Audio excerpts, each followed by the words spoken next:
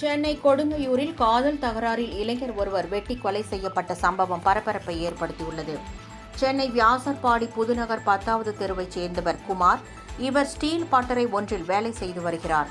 இவருடைய மகன் சங்கர் கல்லூரி படிப்பை முடித்துவிட்டு நிரந்தர வேலை இல்லாததால் ஒப்பந்த அடிப்படையில் கேட்டரிங் பணிகளில் ஈடுபட்டு வந்ததாக தெரிகிறது. இந்நிலையில் சங்கர் அதே பகுதியைச் சேர்ந்த பெண் ஒருவரை காதலித்து வந்ததாக கூறப்படுகிறது. ஆனால் அந்த பெண்ணை சங்கரின் நண்பரான எருக்கஞ்சேரியைச் சேர்ந்த தீபக்கும் காதலித்ததாக தெரிகிறது. இந்நிலையில் நேற்று மாலை சங்கர் தனது நண்பர் ஒருவருடன் சேர்ந்து தீபக்கை சென்னை அம்பேத்கர் கல்லூரி அருகே வைத்து அடித்து உதைத்ததாக கூறப்படுகிறது. இதனைத் தொடர்ந்து நேற்று இரவு 7 மணி அளவில் சங்கரின் பிறந்த நாளை கேக் வெட்டி கொண்டாட அவரது நண்பர்கள் எருக்கஞ்சேரி கைலாசம் நகர் அருகே உள்ள முட்புதருக்கு அழைத்துள்ளனர். இதையடுத்து அங்கு சென்ற சங்கரை தீபக் மற்றும் அவருடைய நண்பர்கள் 5 பேர் சேர்ந்து அரிவாளால் வெட்டி கொலை செய்துவிட்டு தப்பிச் சென்றனர்.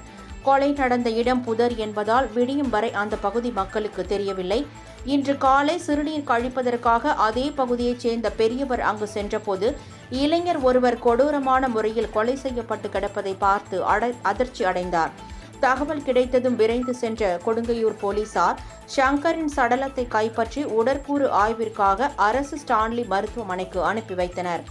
மேலும் இது குறித்து வழக்கு பதிவு செய்து பிறந்த நாள் கொண்டாட்டத்தில் ஈடுபட்ட சங்கரின் நண்பர்கள் 5 பேரை காவல் நிலையம் அழைத்து வந்து விசாரணை மேற்கொண்டு வருகின்றனர். இச்சம்பவம் அப்பகுதியில் பரபரப்பை ஏற்படுத்தியுள்ளது.